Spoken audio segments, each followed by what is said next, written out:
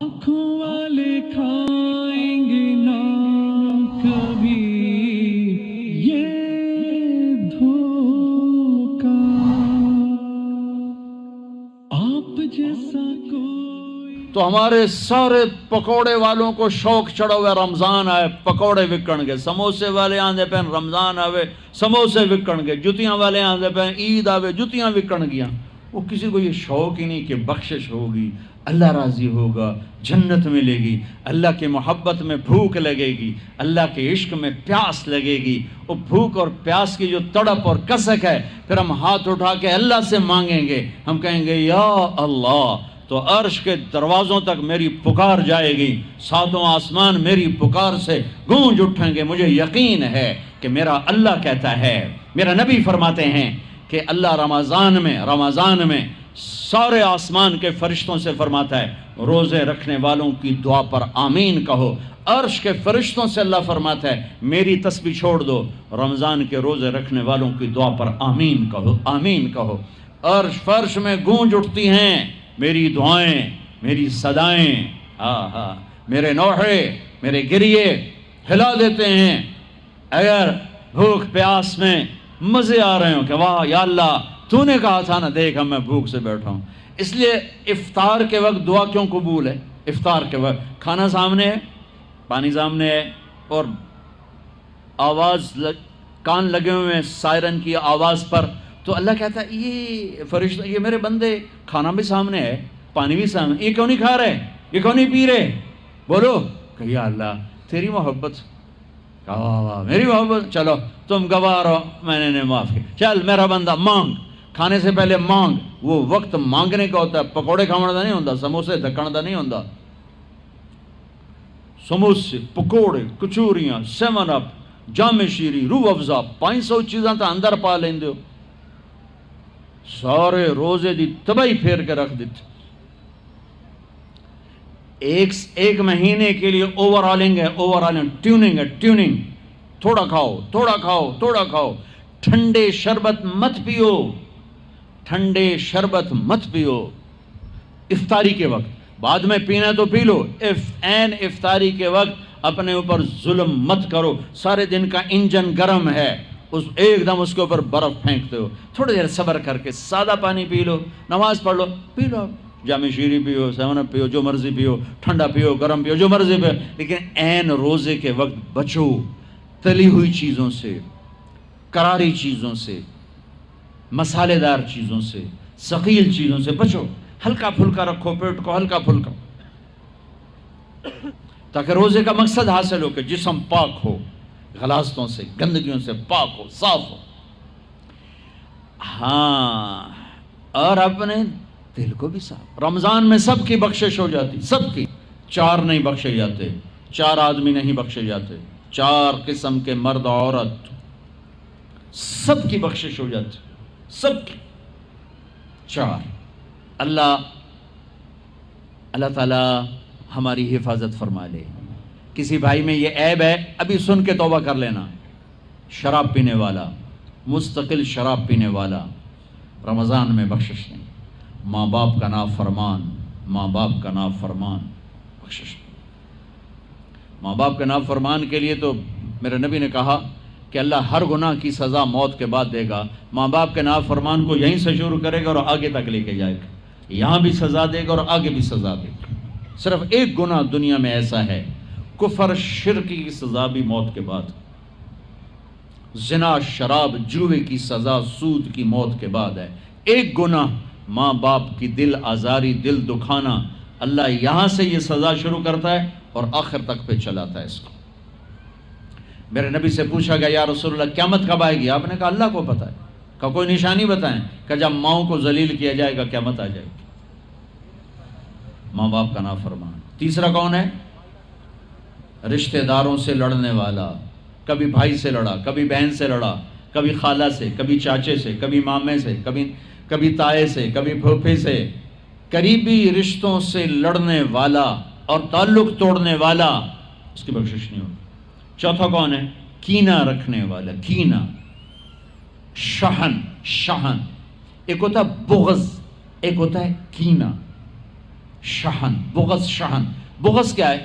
بغض کیا ہے؟ کہ مجھے انصر بھائی سے نفرت ہے، یہ بغض. اور کینہ کیا ہے؟ کہ میں ان کو نقصان پہنچانا چاہتا ہوں، نفرت کے ساتھ ان کی ٹانگیں کھینچنا چاہتا ہوں، اس کو کینہ کہتے ہیں. تو یہ 4 برائیاں معاف نہیں ہیں. ہاں کوئی توبہ کرے تو سب معاف ہوگا، سب معاف ہوگا، سب معاف ہوگا. تو اللہ نے ہمیں رمضان کا مہینہ دیا ہے، جہنم کے دروازے بند ہو جائیں گے، جنت کے دروازے کھل جائیں گے، فرض 70 فرض کے برابر ہو جائے گا، نفل فرضوں کے برابر ہو جائے گا.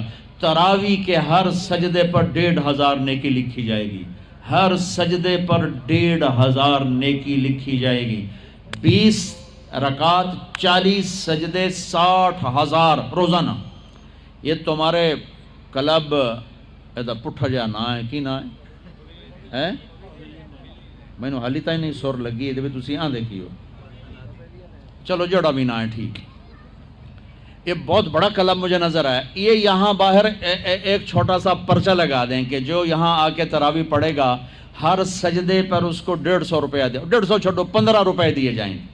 ہر سجدے پہ 15 روپے دیا. ایتھے ویکھا جی لڑائیاں کیویں ہوندیاں. اے سارے پوترے دادیاں نو چاہتے لے آون گے، دوترے نانیاں نو چاہتے، نانی ٹر آج تراویح تینوں پڑھاون.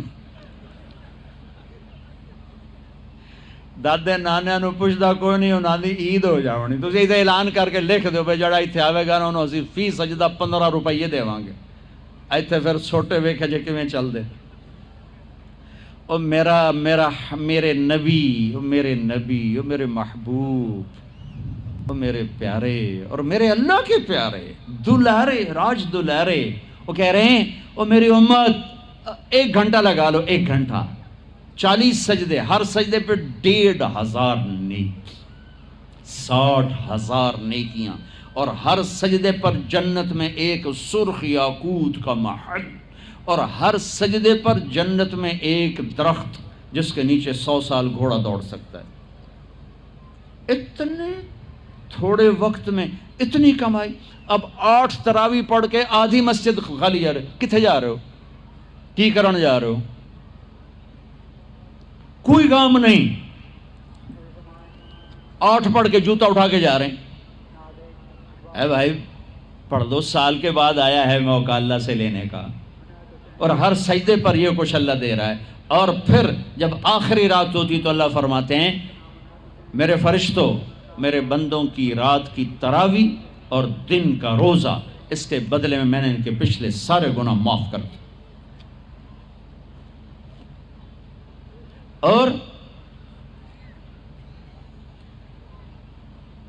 آسمان پہ ایک فرشتہ اعلان کرتا ہے یا باغ الخیر ابشر و اقبل، اے بھلائی کے چاہنے والے آگے بڑھ خوشخبری ہو، اور اے برائی کے کرنے والے بس کر اور واپس ہو. اور اللہ کا عرش مستقل پہلے آسمان پہ آ جاتا ہے. عرفات کے دن صرف عرفہ کے دن پہلے آسمان پر، لیکن رمضان میں پورا رمضان عرش پہلے آسمان پر. اور میرے اللہ کا اعلان ہے کوئی بخشش چاہنے والا، ہے کوئی توبہ کرنے والا، ہے کوئی رزق لینے والا، ہے کوئی سوال کرنے والا، ہے کوئی دنیا اور آخرت کی حاجت لینے والا، ہے کوئی مانگنے والا. ہر وقت اللہ کی طرف سے اعلان ہوتا ہے اس مہینے کو بناؤ، دنیا کماؤ، حلال کمانا. کوئی میں تو ویسے مذاقن کہہ رہا ہوں، ہر ایک دنیا کمانا کوئی منع تھوڑا ہی، حلال کمانا کوئی منع تھوڑا ہی ہے. لیکن ایسی کمائی میں نہ لگو کہ روزے پہ زد پڑے، تراویح پہ زد پڑے، تلاوت پہ زد پڑے. میرے نبی پاک صلی اللہ تعالی علیہ وسلم رمضان میں قرآن کی تلاوت بڑھا دیتے تھے. قرآن رمضان کا سب سے بڑا وظیفہ، جی کوئی وظیفہ دسو، کوئی وظیفہ دسو. لوگ پوچھتے ہیں جی رمضان کا کوئی خاص وظیفہ بتا رہا ہوں. رمضان کا خاص وظیفہ قرآن کی تلاوت، رمضان کا خاص وظیفہ قرآن کی تلاوت، قرآن کی تلاوت، قرآن کی تلاوت. جتنا پڑھ سکتے ہو پڑھتے جاؤ، پڑھتے جاؤ، پڑھتے جاؤ، پڑھتے جاؤ. میرا ایک ساتھی ہے مولوی ثناء اللہ، وہ ایک دن میں پورا قرآن ختم کرتا ہے. ایک دن میں پورا قرآن، ایک دن میں پورا قرآن. پورے رمضان میں 30 قرآن ختم کر دیتے. سوائے اس کے بیمار ہو جائے تو کوئی بیمار ہو جائے تو 10 پارے، ورنہ پورا قرآن رمضان، قرآن پورا قرآن. تو چلو ہم پورا قرآن نہیں پڑھتے، کچھ تو پڑھو. سارے سال نہیں پڑھا، کچھ تو پڑھو. رمضان کا وظیفہ قرآن کی تلاوت، رمضان کی تسبیح قرآن کی تلاوت، رمضان کی خدمت، روزے افطار کرواؤ، سحری کھلاؤ، افطاری کراؤ، غریبوں کو مدد کرو، زکوٰۃ دو، اپنے مزدوروں سے کام تھوڑا لو، گھر کے نوکروں سے کام تھوڑا لو۔ اور رمضان کی سب سے بڑی بات، آپس میں بغض سے دل صاف کرو۔